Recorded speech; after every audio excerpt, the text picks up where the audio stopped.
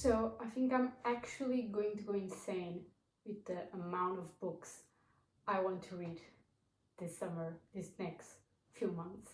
So if you're new here, my name is Rita. I'm a neuro student and I like to read a lot. And on top of reading, I like to consume content about books, and I get really addicted with the new books that are being released. I get really excited with new books and the covers of the new books and all the things around it. So today I'm going to talk a bit about my immediate TBR. So TBR is like to be read, and I have a gigantic physical TBR, like it has more than 30 books that I have bought but I haven't read. So it's too many. And then I have my immediate physical TBR, and then my immediate TBR with books that I haven't gotten yet because they were not released yet or they didn't arrive to me yet. So I'm gonna start with my physical TBR of fiction. So this is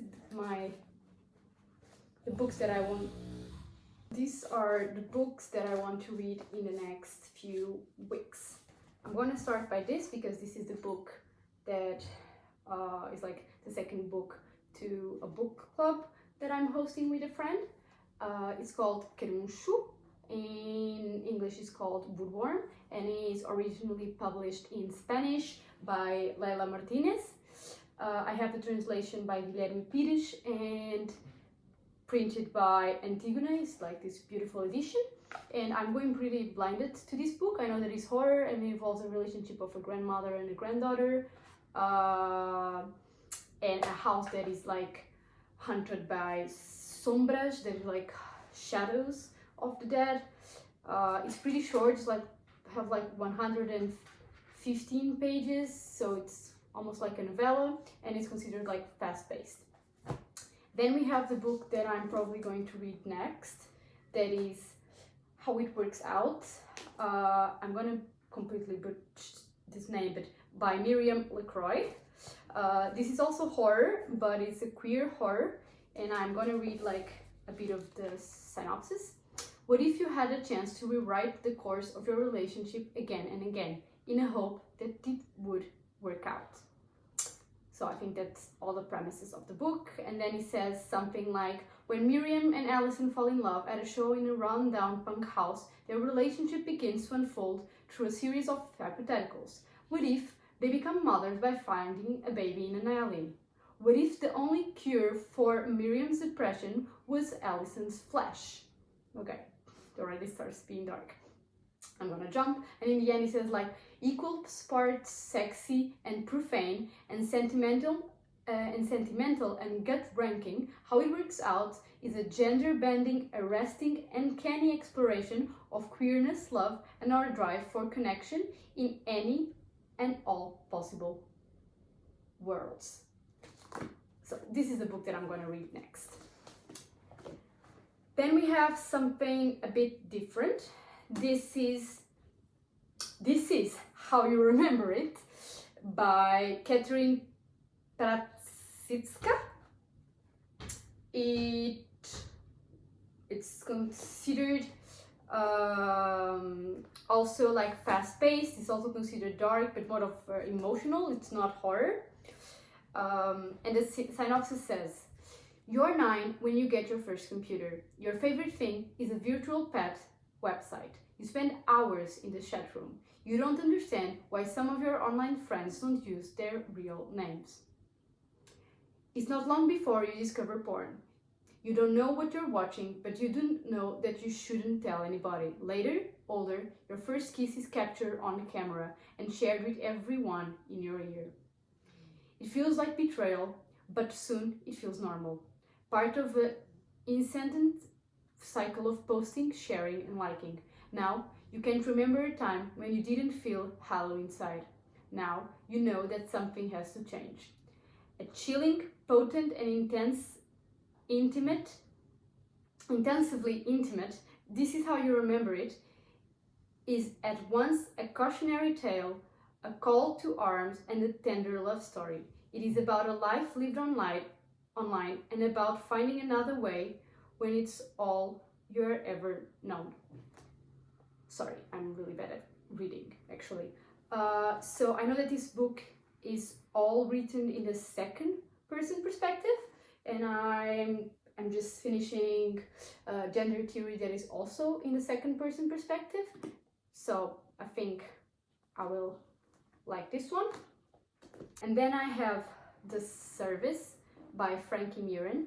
This one is published by Influx Press, and it's medium pace, it's also dark. I know that it's about sex work, and it says like, The Service is a powerful, challenging novel about women's bodies, sex and relationships, mental health, entitlement, authenticity, privilege and power.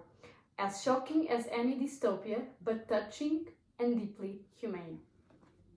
Can't wait to read this one. So then in the realm of like non-fiction, we have a lot of non-fiction that I wanted to read this summer. I'm not sure if I'm gonna read all of them because I'm a pretty like mood reader, but we have this one that I got for my birthday. It's called They Call It Love by Alva Gottby, The Politics of Emotional Life, and is all about emotional labor. So the work of love is a feminist problem and it demands feminist solutions. So it's, like I said, it's all about emotional labor and like the caring labor, and I think it's a reflection about it. It's also pretty small, it has like 150 pages, and I can't wait to read it. This is another book that I really want to read. It's called A Place of Our Own, 6 Spaces That Shaped Queer Women's Culture. It's by June Thomas and it's published by Virago. What I know about it is it's talking about sapphic history, so the history of like lesbians and woman-loving women, and it's told by 6 different places where us like woman-loving women used to be, queer women used to exist in the 20th century, and I just like can't wait to read it.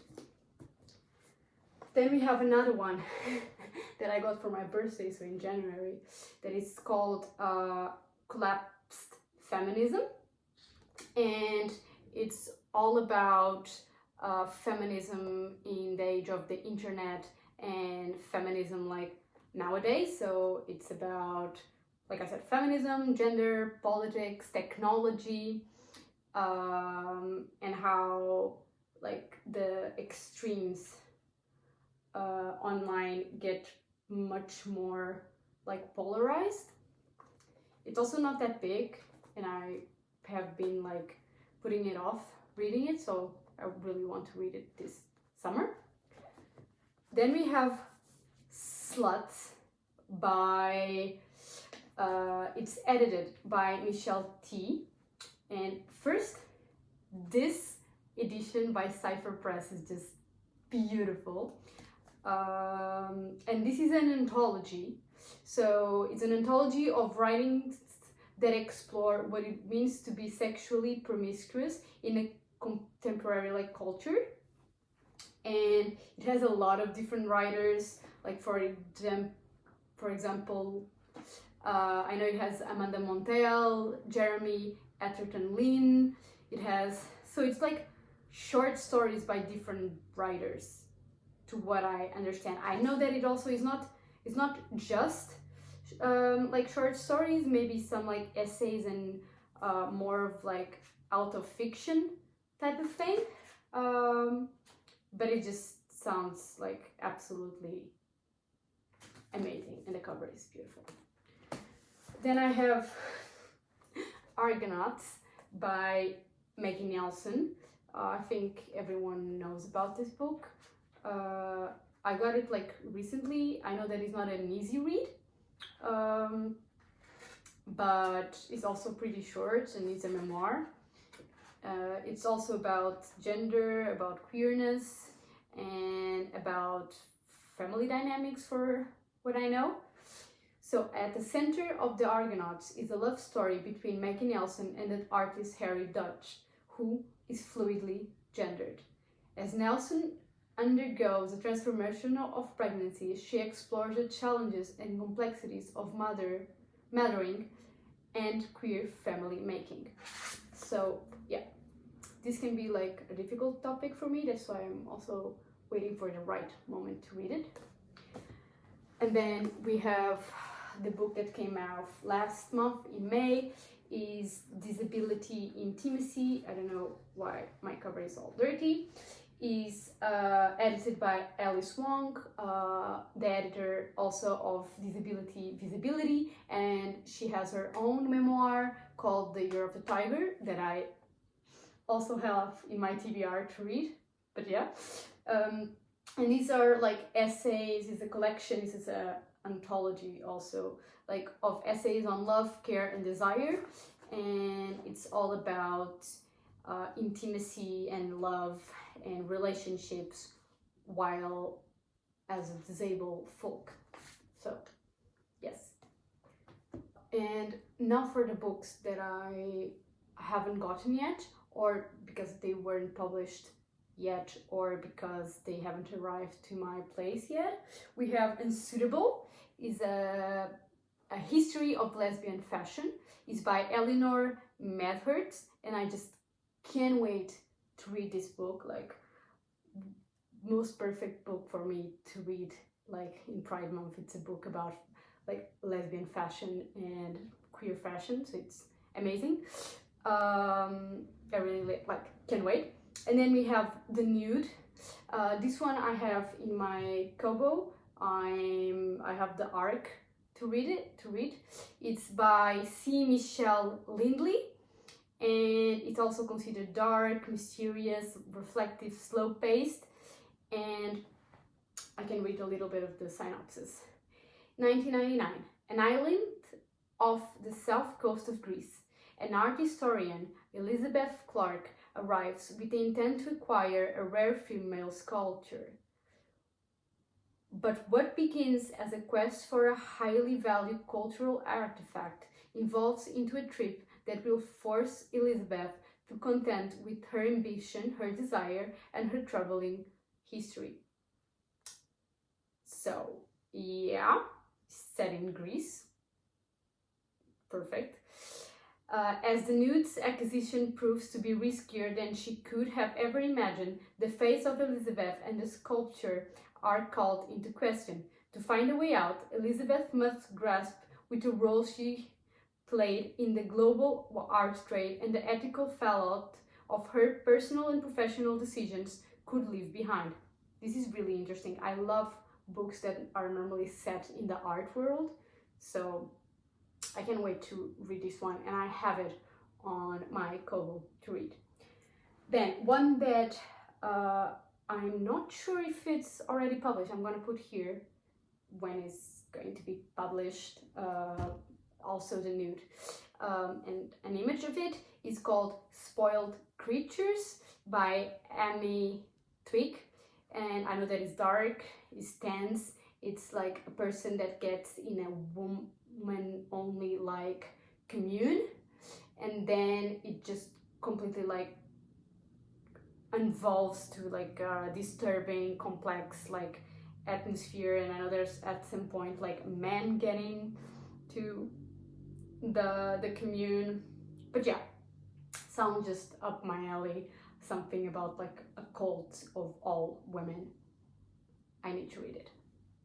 Then we have Anyone's Ghost by August Thompson. I just can't wait. This is going to be published in July, so I need to wait a bit.